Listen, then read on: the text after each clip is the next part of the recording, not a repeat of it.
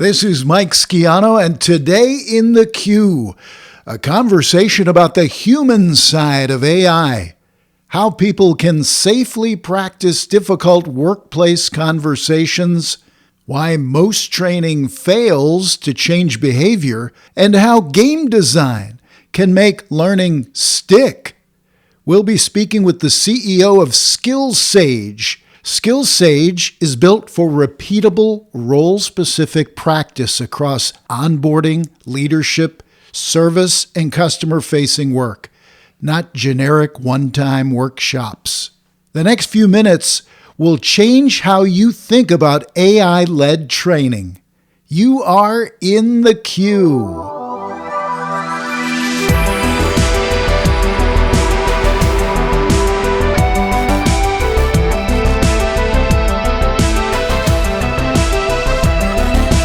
And we are really excited to welcome in the queue Sayre Blake, the CEO and technical founder of SkillSaige. We're talking about AI training today and a lot more. I think you're going to really dig this conversation. Sayre, thank you for taking time to be with us in the queue.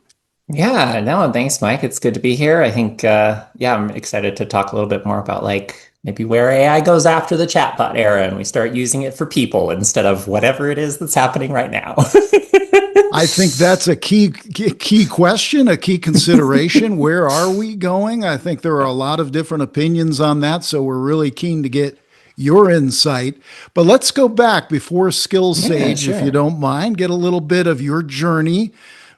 Tell us a little bit about how you went, right? You're originally in gaming, virtual reality, and then founded Sage. So kind of give us a little bit of a brief background on you and how your journey went.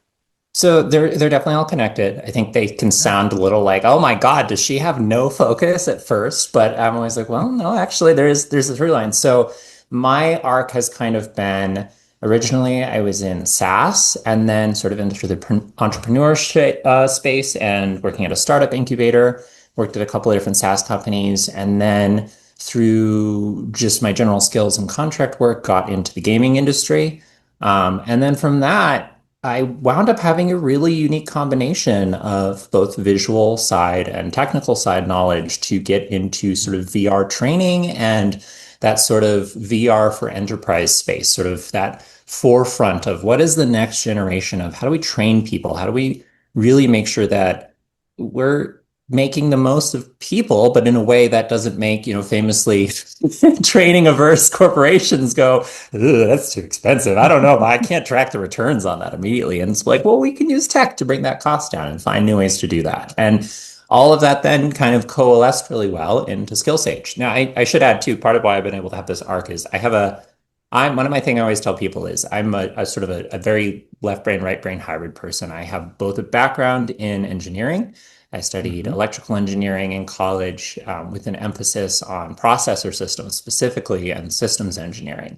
But then I also have a fine arts degree in illustration, but specifically in production art. So concept art and things focusing on how to actually make practical design decisions early in a cheap way that then avoid bloating the cost in very complicated things like games, but also like SaaS software. And it's been an interesting skill set, but it's taken me a lot of cool places over the years. And that brings us to SkillSaige. SkillSaige is, like you kind of alluded to, it is a game, but it is also a full advanced LMS. It is for companies, it is for institutions, it's for individuals, where if you want to get good at those skills that I think we often so quickly undervalue, or we say they're important and then go, how do you get better? Well, you just got to try and fail horribly. And, especially these days, I don't think that's a comfortable answer for most people. And I think they're right to feel that way.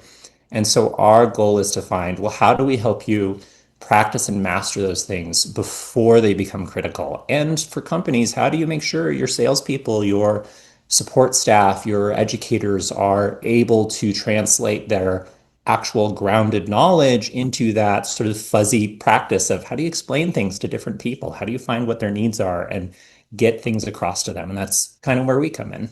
So it's been fun. I've been able to really leverage my entire background, which is not a thing I thought I was ever going to say in a role. Well, it is interesting because combining the technical, the engineering background with a creative side, I'd say is unusual. There may be a lot of people out there who have the creative side if they're in engineering and the technical side, but often aren't maybe able to follow that path. Yeah. They have to maybe choose one or the other. You'd know better than me, but it's rare that you get to combine it and then produce a tool or tools that are very helpful in an area where that is hard to do in business with training. No, I think it's true. I've certainly, over the years, I have a few peers I really value their input closely, but I think I do tend to find I have like my engineering peers in my network and then my art network, and they don't overlap very often. And I think that is something I would love to see more shift towards, because that's the thing I'm always pointing out to people. And I actually think it's never been more obvious with this AI era and the pitfalls we're seeing so quickly. I'm sitting here looking from this sort of holistic, I look at things from a language and a systems perspective simultaneously. I'm like, well, of course they're hallucinating. Why are we surprised? Well, of course we can't just eliminate it with more training data. That's in the nature of language. What are we doing? Of course that doesn't fully replace somebody's office job. Or if it does, you should be asking yourself, was I really leveraging that person's skills effectively if a language only chatbot can replace them? And I think it should be inviting you to ask bigger questions about your process rather than just going, well, yeah, I can do it. Great, move on. And so for me, where, I think I owe a lot of this, I think, to the concept art, where when you're training as a concept artist, I think so many people hear those terms and think, oh, you draw really cool pictures really fast and then hand those over the wall to an environment artist or a technical artist. I'm like, well, yes, there's a lot of those. And the dev team hates those artists because they draw these gorgeous things that cannot be built when the actual budget and the constraints and the realities of software development hit. And a good artist is able to go, well, what are our requirements? What are our needs?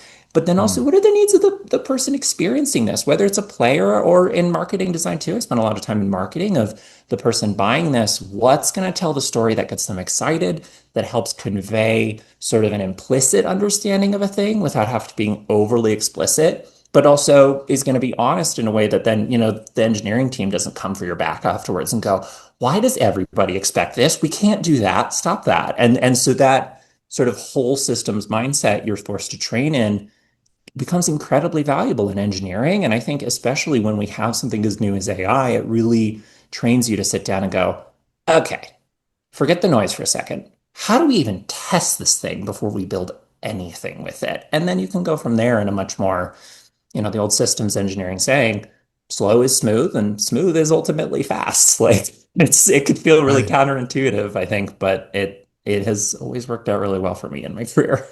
You bring up so many good points and so many things to think about, but let me make this a little focused Absolutely. on AI first of all. So you're Please, living yeah, in the world of AI. So many of our complete. listeners and readers are thinking about AI, trying to make decisions Yeah. based on it. And what you touched on, really cool. If you can replace an employee with AI, they probably weren't fully using their skill set. But I think a lot of Yeah. companies, and correct me if I'm wrong based on what you're hearing, are thinking of AI in terms of how many people can we replace because they're Yep. expensive and they make mistakes and take vacation. I think that's true. Yeah. Yeah. Yeah. And I think it makes sense because I think the bigger thing it's really illuminating, not to distract from your point too much, but just briefly, I think that we have been living in sort of the last 20 years has been moving to this growth first mindset where valuation is what matters, but a key part of measuring valuation is headcount. Well, when you have absurd amounts of cash never before had in human history to throw around, how do you get your head count up? You just hire people and then you figure out what to do with them later. And I think it does lead to, I've done a lot of consulting over the years, and the number one thing is always, where's your data like map? Where's your topology map? Well, we have parts of it here and there, but like this department built their own thing and this, and I'm like, well, there's Mm. your problem because you hired 60 engineers and then went, what do they all do? I don't know. They'll sort it out. Let the team leads decide. We'll figure it out later. It's like, well, yeah, I do think we end up with a lot of maybe not wasted, but certainly inefficient work, which is the exact kind of work that a language only processing system is going to do a pretty good job of replacing. But it then does Mm. invite that question of like, are we really getting things done with this money, or are we Right. getting really good at appearing to get things done? And that's a much harder question to ask. Yeah, businesses are really wrangling with this, and Yeah, they're looking at technology to come in and suddenly add value yeah, or show its value yeah. virtually right away, at least in my experience. And Oh, that's hard to absolutely. do. Same here. Where do you think we are in the AI arc? Are we still Okay. very early? Yeah, so this is actually, I'm really passionate about this. This is partly why people are always like, "You're an artist. What are you doing with AI? You must hate it." I'm like, No, I can't say I'm a huge fan of the current approach with the hyperscale at all costs, screw the consequences, here we go. Like, I don't think that makes a lot of sense. But to me, as a creator, as an inventor, as a programmer, I am so excited. I mean, to zoom out for a second, we have for the first time a system, a processor, if you will, that allows me to, if we think of the simplest form, you load up an input terminal using one of the various, systems you can download right now on, Hugging Face or one of the, a PyTorch type system, for training, and you can tune your own system. You can set it up and you put in a language command, arbitrary structure, and it will give you something not, and I have to be really clear about this, not necessarily logically correct, not necessarily factually correct, but linguistically correct back. And that to me is actually so much more exciting than the other two because we have solutions for those other two things. They're called databases. We've spent a long time getting really good at how to make those efficient, and I don't think the answer is to replace them. But the thing I have not been able to do, and games have struggled with this, user interfaces have struggled with this, is how do I map the very concreteness but incredible fuzziness of human language to the way a computer works without sitting there and programming out a massive, old school adventure games with their parsers, and somebody had to sit there and go, how many different ways can somebody type the word search? Okay, I'm gonna hard code all of these in there and responses, and like that's not sustainable in the long run. And this Right. is suddenly going, actually, computers can do that. We can, and it says about human language too. I think it's really cool of like, oh my God, human language is so stable and so consistent in a communication sense under the hood across all languages and cultures and contexts that you can feed it all into a computer model and it can actually measure the abstract shape of this weird thing that is our way of communicating underneath the words and the pictures and all the other stuff. And that's really cool to me. Yeah. The downside to all of this, now comes the but. Well, I don't think a chatbot is probably the actual long-term answer of what that's good for, unfortunately, as we've seen. I think the industry has tried really hard to, well, the benchmarks, and I'm like, well, yeah, but what are you really measuring with that? Is that real Mm. work getting done, or is that this sort of language tasks in a void? Because at the end of the day, programming is just a language task too. I think that's why Mm. it's sort of the lowest hanging fruit of real returns, but it doesn't really measure what can it do in the real world? What is it good for in the real world? And this is where I come back to a lot right now. And my comparison is early microprocessor days. When we first realized, in the 70s and 80s, when we went, oh my gosh, we can miniaturize computers. We can give Mm. everybody access to databases and I guess, word processors. And everybody went, everything's automated now, 5 years tops, and it's all going to be this. And then we went, wait a minute. No, that's not right at all. Not everyone can use a command line. And it took, okay, maybe we do programs. Maybe we tie that in an operating system. Maybe there's improvements to be made in the hardware. And I think that's where we are today. If the microprocessors were how can we make the value of linear and discrete mathematics? That's a very valuable thing. You can do a lot with it. How do we bring that to the world? Then it took 30, 40 years to go. And how do we make that actually usable for the everyday person Yes. consistently? And I think we are here now at the starting line with AI where I mean, and I think even you look at the misconceptions, the number of times even very capable peers will say something like, well, they're learning, they're getting better. I'm like, they're mathematically not. They're a stable math equation once they've been trained. Mm. They're just a stable math equation that can process an incalculable number of word combinations. So it can feel like it's learning, but you're just making a longer and longer chat Yeah. log that you're shoving back into the math equation. That's not learning, guys. Like, Interesting. Yeah. it's not what this is. That's And so good. that's where my focus is, and that's where I want to see is like, hey, can we imagine? Let's imagine instead as not this is the last technology that will somehow become this like super intelligence that can do everything. But for the first time, my computer can compute language natively.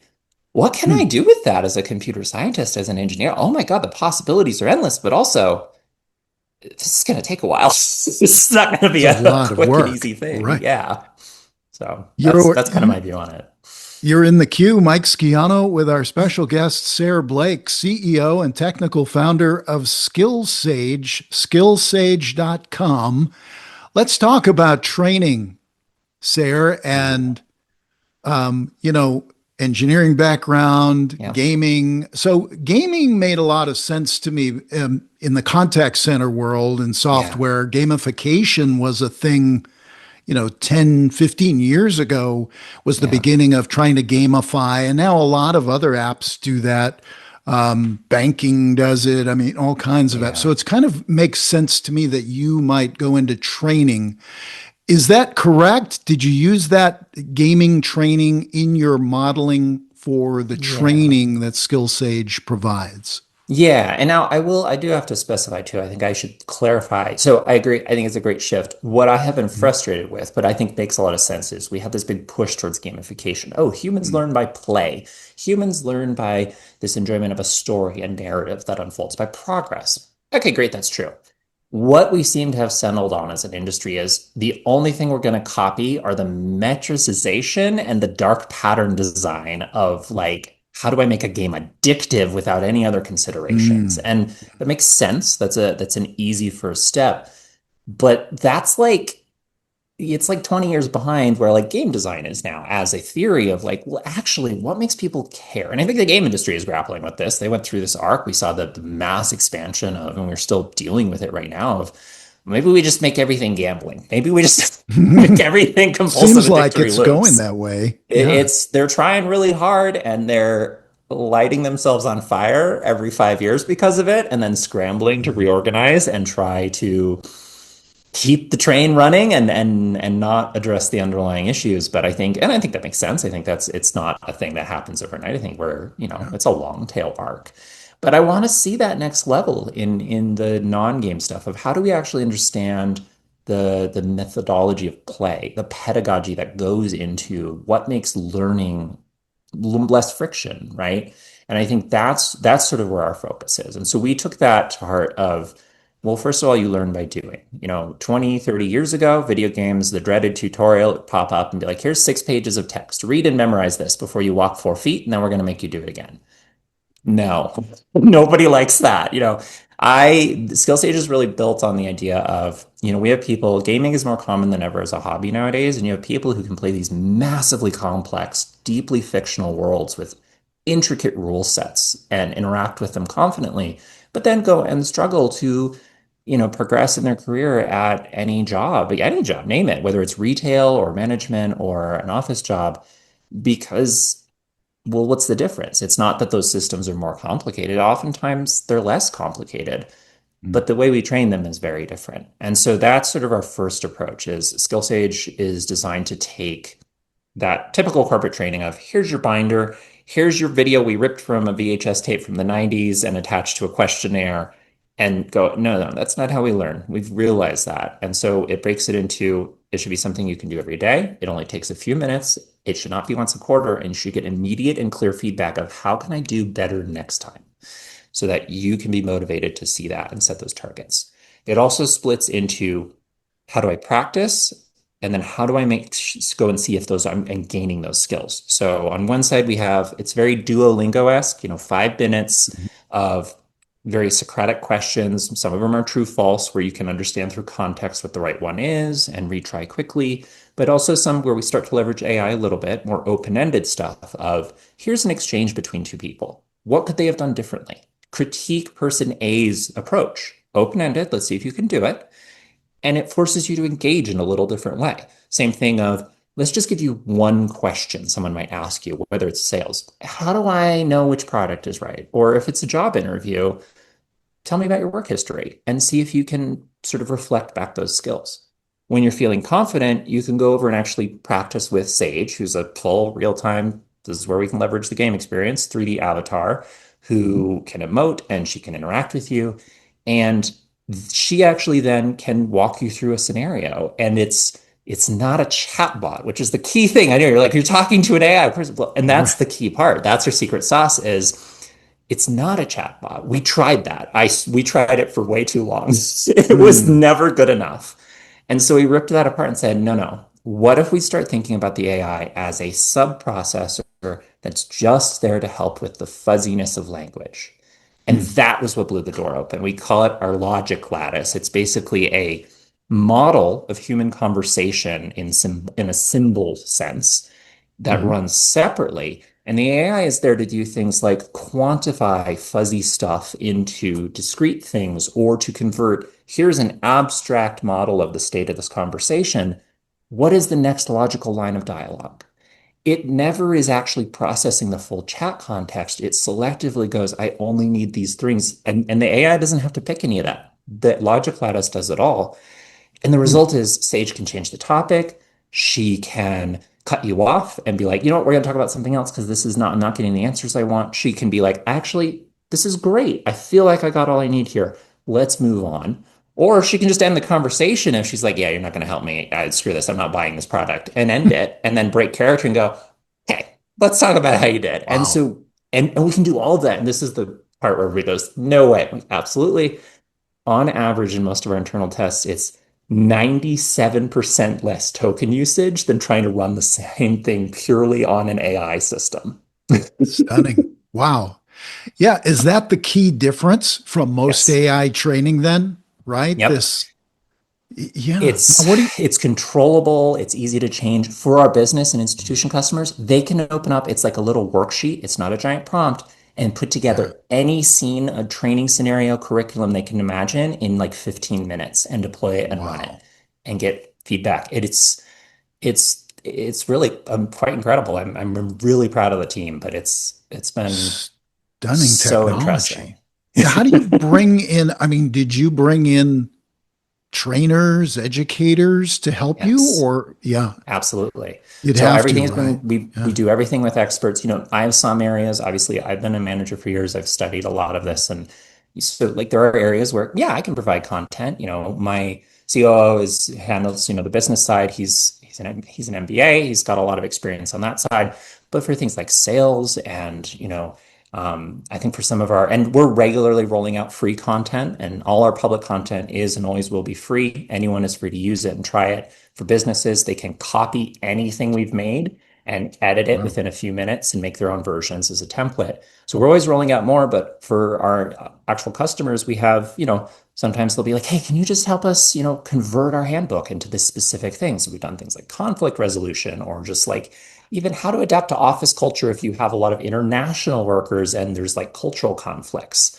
It's very quick for that. And the stability, I think, speaks for itself pretty quickly where you go, oh, this is so different. And, you know, Hmm. yeah. And Flexible. so Sounds it's very, customizable, flexible, easily yeah. flexible. Yeah. One of our initial funders is you know, a professor at a university here and invested partly because she really believed in what we're doing and it aligned with her practice of she studies pedagogy and learning technology and was like, yeah, I need to be involved in this. I want Wow. to advise. And so she's also been really instrumental in shaping a lot of the coursework and the curriculum.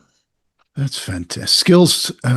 SkillSaige.com Yeah, is the skillsage.com, website, right? SAIGE. That's our trainer Sage. Sage. Sayre Blake, our Oh, guest on In the Queue, the CEO. Um, so, on a practical, so you used trainers, you used yeah. educators to help develop this. What do you say Yep. to them now? And what do you say to other educators, trainers who are working in businesses right now, Sayre, who are concerned that they'll be Absolutely. replaced? Well, what I say is, I think I've known so many of them. I'm like, how easy is it for you to even convince people to spend the money to run your 4 workshops a year? And I'm like, is that Mm. a good use of your skills? Or are you actually much better to maybe you're the one managing the entire program because your expertise is grounded in reality. You're the type of person who can encode that and bring that to everyone. And you can then immediately capture data showing the efficacy because you can quantify, hey, here's my star learners. Here's, my people are struggling and how I can address it quickly. And it allows you to participate not as this like you have to constantly fight for, well, we got to do some training to I can actually contribute with hard metrics showing the growth and improvement and the value of my role.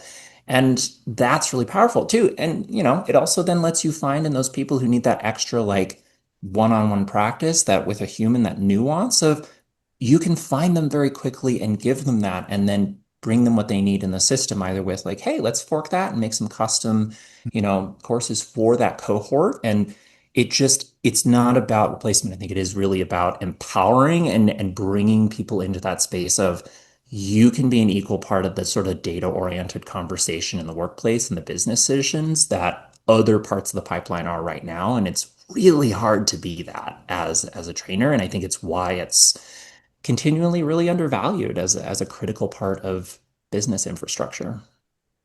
It sounds like with SkillSaige, you can move from, as you mentioned earlier, the kind of the quarterly training, which was still it's such a big deal. You've got to announce Yeah. it. Everyone Yeah. has to go through it. It takes hours sometimes Yeah. to get through all the courses.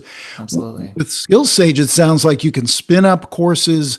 People can take advantage of them 5 minute increments, Yeah. get training regularly rather than once a quarter, once a month, once every 6 months or annually. You can do more training more effective, maybe.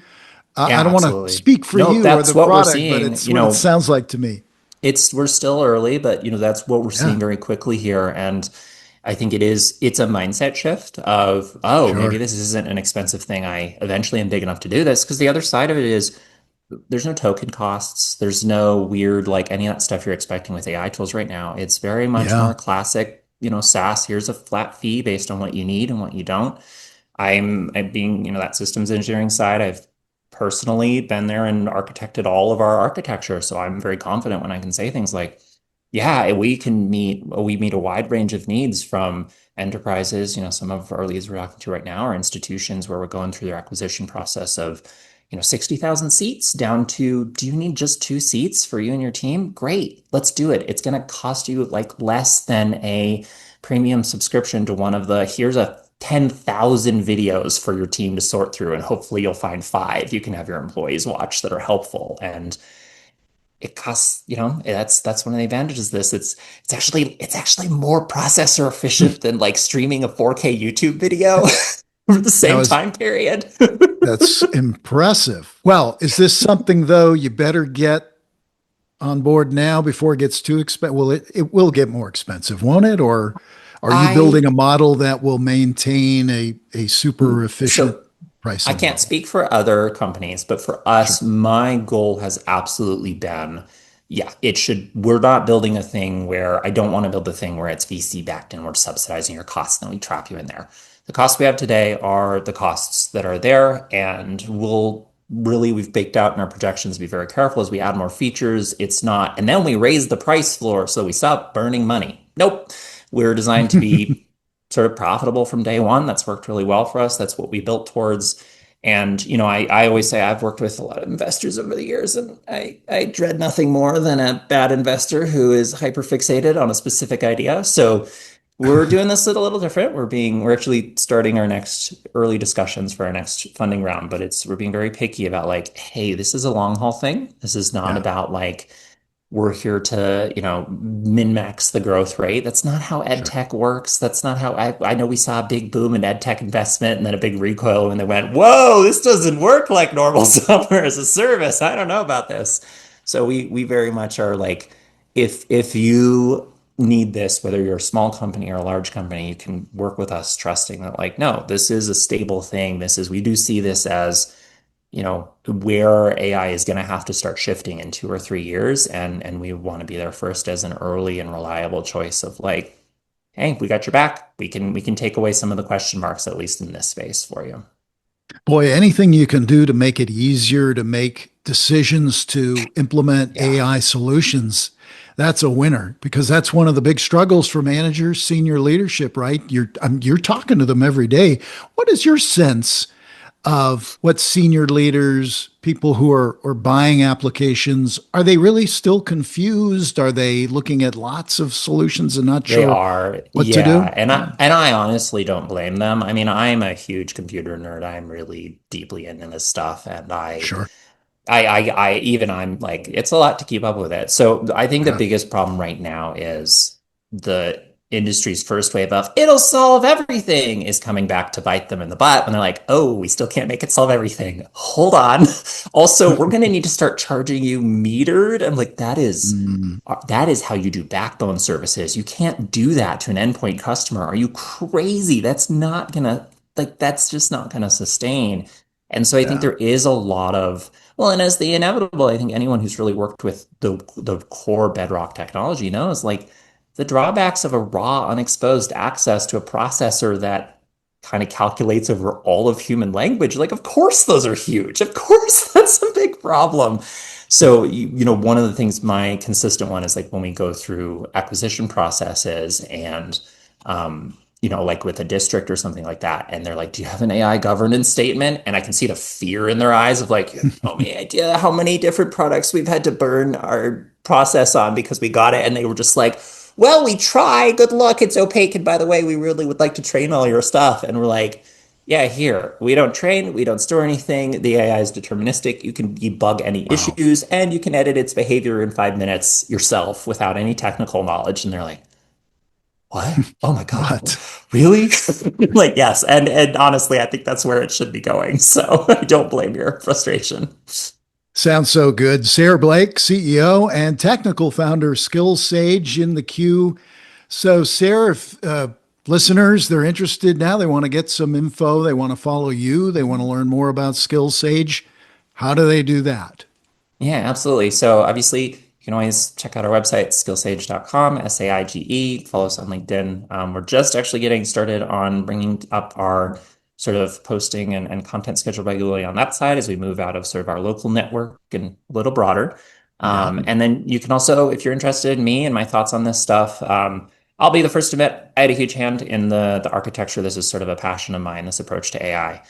So you can follow me personally, sayreblake.com, SAYRE. And that has links to my LinkedIn and my Blue Sky and all of that stuff. I post there fairly often with just some thoughts and starting to elaborate this approach to AI as a system that we can all benefit from. Because quite frankly, this approach is way too big for any one company to capture. And I think that is Absolutely. maybe what the big AI giants are starting to panic about is they're starting to see this and go, uh-oh, I don't know if we can wall this in. It's And getting out so nuts. Yeah. You're no, right I'm on like, there.